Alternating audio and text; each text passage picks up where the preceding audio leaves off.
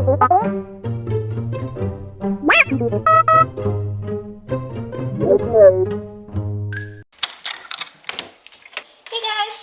back. Today I'm going to be talking about some more Star Wars memories, but as you could probably guess, I'm not going to be doing it the usual way. Instead, I'm going to make things a little bit more interesting by doing some baking while I'm vlogging. So, what am I going to be making? Gluten-free banana bread. We're out of eggs, so I'm going to be using an egg substitute, and I don't know how well it's going to work, so I'd say wish me luck, but Jedi don't believe in luck.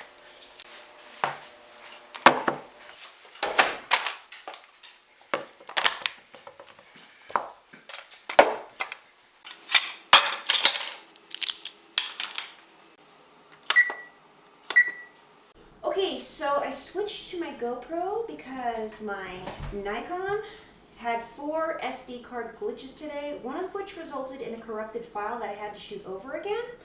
So I switched to my GoPro just to be safe. So I need to I preheat the oven.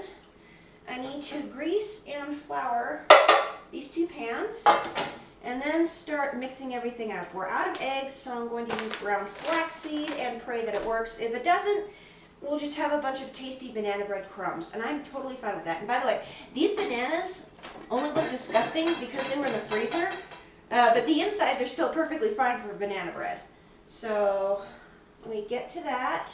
Measure everything out first. How much milk? Yes, episode 1. Hard as it is to believe, Star Wars Episode 1, The Phantom Menace, as of this May, it will have been 20 years since it was released in theaters. That is crazy, isn't it? I mean, geez, where did the time go? I can still remember the period of time before Episode 1 came out like it was yesterday. I believe I first heard about it in early 1998. I heard about a new Star Wars movie that was coming out. I heard that it was going to be the first of a new trilogy before Episode 4. So I had no idea what it was going to entail. I didn't know about young Anakin or anything when we had dial-up, and I believe it was sometime in November of 1998 that the very first teaser trailer for Star Wars Episode 1, The Phantom Menace, was released online and in theaters. I believe it was with the movie Meet Joe Black, but since we didn't go to the theater that often and we weren't about to go to the theater to see a movie we didn't want to see, just to see a trailer, we went ahead and bit the bullet and downloaded it on dial-up. Yes, dial-up. I think that whole 3 or 4 minute trailer took about, what was it, an hour to download, which was absolutely bananas. See what I did there? It was bananas. Yeah, rotten bananas. No, those aren't rotten. They're just very, very, very ripe. I think we even grabbed the popcorn, and even then, it was this little like 200 by 400 resolution thing about that wide, incredibly pixelated, and even after that, it skipped. And we could barely understand what was being said until it had been loaded for about another hour. And I had no idea what was going on. So much to the point, I saw young Anakin and I thought that was young Luke. So, yeah, that's how little I knew about it. Of course, time told just how wrong my preconceptions were, and the full theatrical trailer came out, which was insane. It's still one of the best Star Wars theatrical trailers I've ever seen. We saw the trailer and started getting really excited, and then it seemed as if it was almost over. The heater just turned on, please pardon that.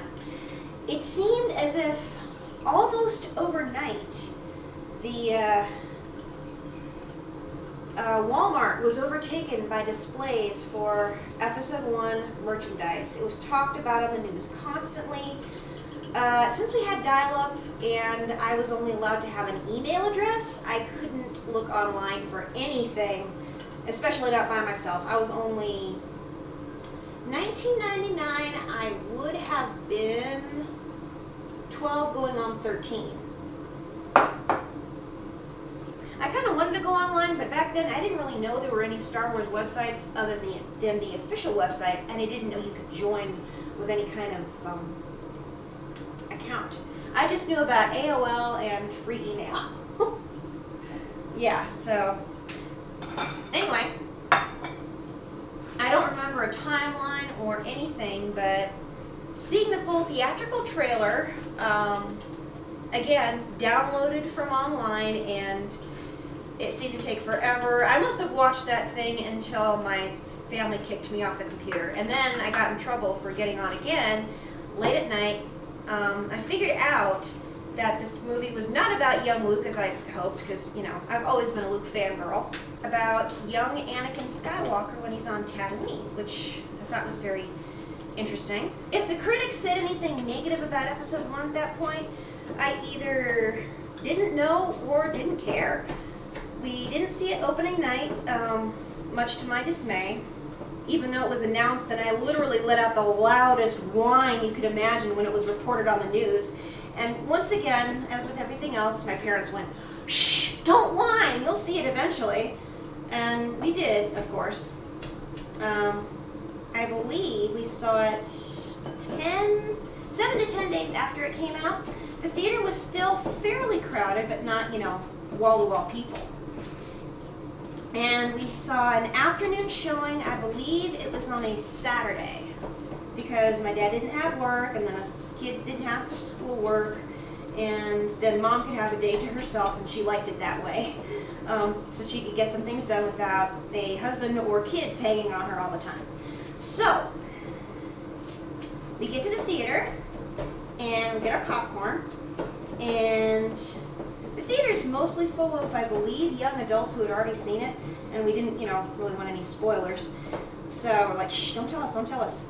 And my brother at that point, he was the perfect age. He was about the same age as Anakin Skywalker was to see this movie. Talking about what we hoped to see, what we were going to see, but most of us had no clue. And I think that was what made it so enjoyable, is that we went into the theater knowing literally nothing except seeing the trailers. Then, of course, there's the same thing with the previews, and then the lights going dark, and then the anticipation as the drum roll for 20th Century Fox comes on. I still miss that in the theater. That's one of the biggest things I miss about Disney buying Lucasfilm, is that we didn't get to see that, because it just, I don't know, it feels like there's something missing, and that makes me sad. So, logo comes on, and then of course, a long time ago, in a galaxy far, far away, and the opening crawl, which was something else. Since my brother was, he was a late reader.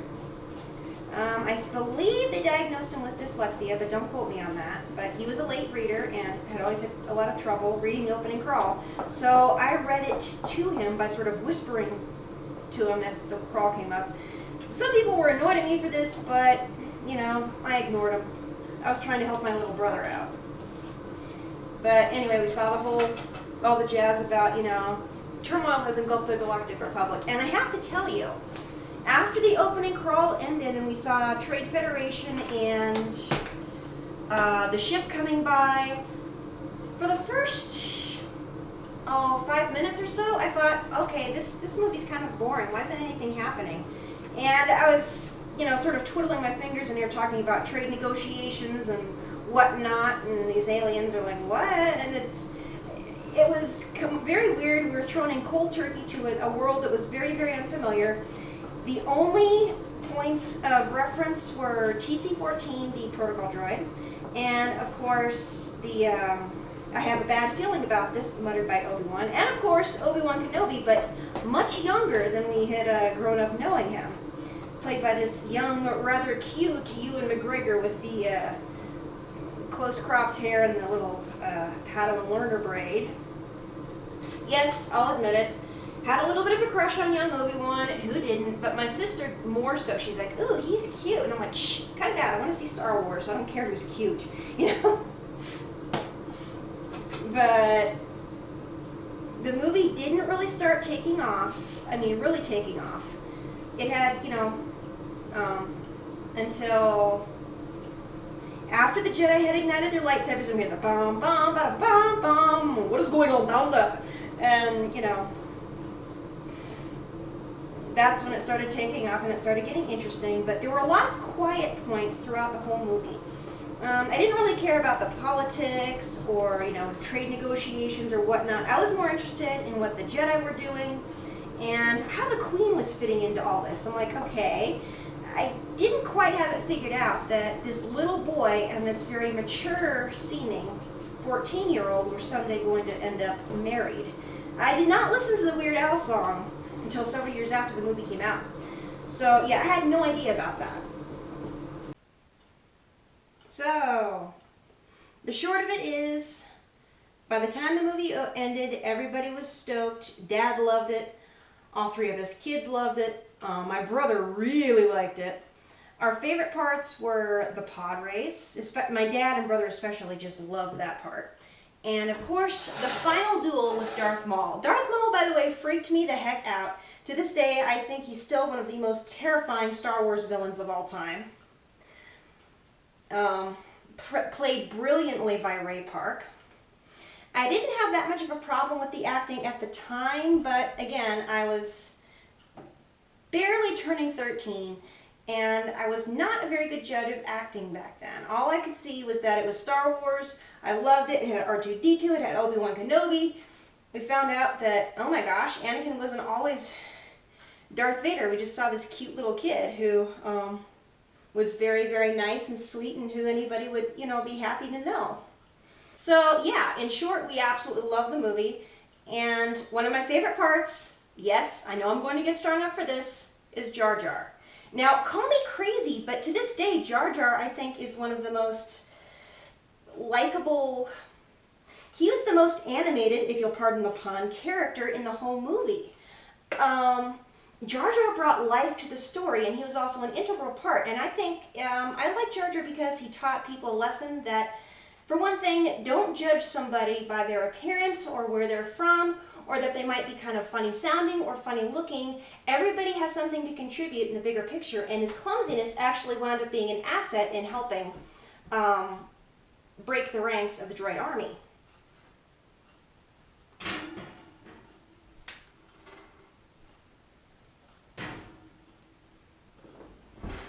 So yeah, the short story of me and my family seeing episode 1 was that we loved it.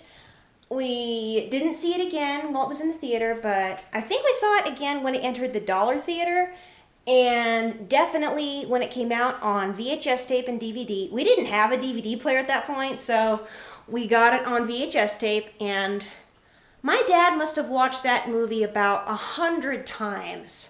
He loved it. He absolutely adored it. And also, it was the only Star Wars movie we had in the house at that point.